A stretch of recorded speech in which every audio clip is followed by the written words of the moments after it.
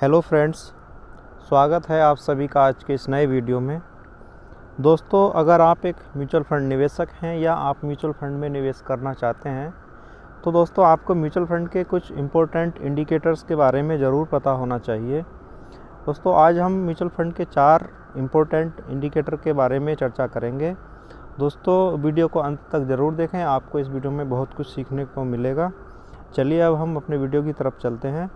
दोस्तों, mutual fund के जो पहला इंडिकेटर है उसको हम अल्फ़ा कहते हैं।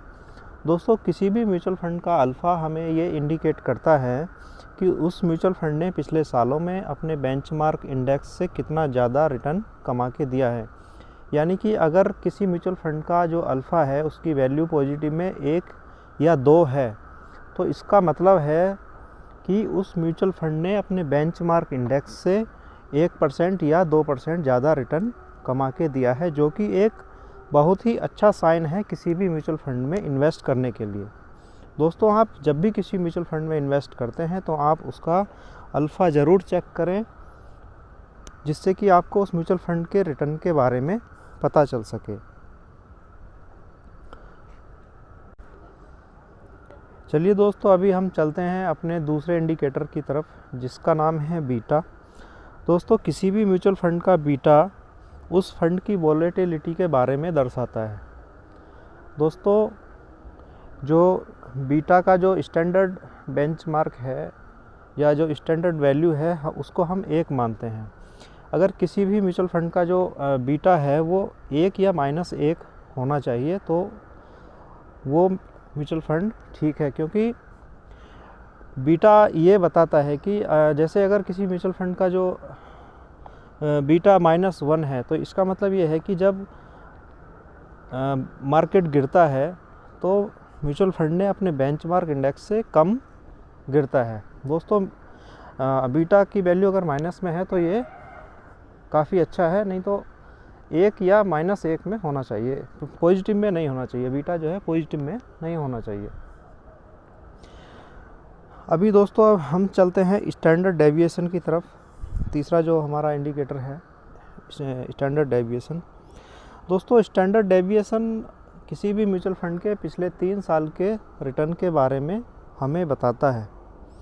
अगर सपोज दैट फंड ए और फंड बी ने पिछले 3 सालों में, दोनों फंडों ने पिछले 3 साल में 20% का रिटर्न कमा के दिया है, लेकिन फंड ए का जो स्टैंडर्ड डेविएशन वैल्यू है वो फंड बी से कम है, तो इसका मतलब है कि आने वाले टाइम में फंड ए इसी तरह का रिटर्न हमें देता रहेगा, जबकि फंड बी का रिटर्न अलग हो सकता है।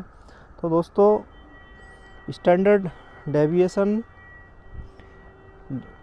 कम होना एक अच्छा साइन है। अभी चलते हैं दोस्तों चौथे इंडिकेटर की तरफ, जिसका नाम है शार्प रेशियो। दोस्तों, शार्प रेशियो हमें किसी भी म्यूचुअल फंड का जो रिस्क एडजस्टेड रिटर्न है उसके बारे में हमें इंडिकेट करता है। यानी कि फंड मैनेजर ने उस अमाउंट पर CAGR रिटर्न कमाने के लिए कितना रिस्क लिया है, ये इसके बारे में हमें बताता है।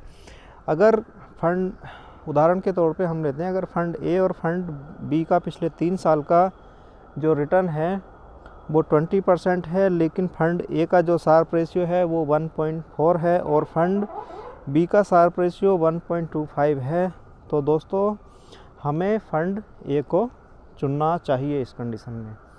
दोस्तों, उम्मीद करता हूँ अभी आप इस म्यूचुअल फंड के इन 4 इंडिकेटर के बारे में अच्छे से जान गए होंगे। दोस्तों, अगर वीडियो पसंद आया हो तो इस वीडियो को एक लाइक ज़रूर दें। आप अपनी क्यूरी कमेंट्स के माध्यम से मुझसे पूछ सकते हैं। दोस्तों, आपका लाइक करना मुझे एक मोटिवेशन देता है।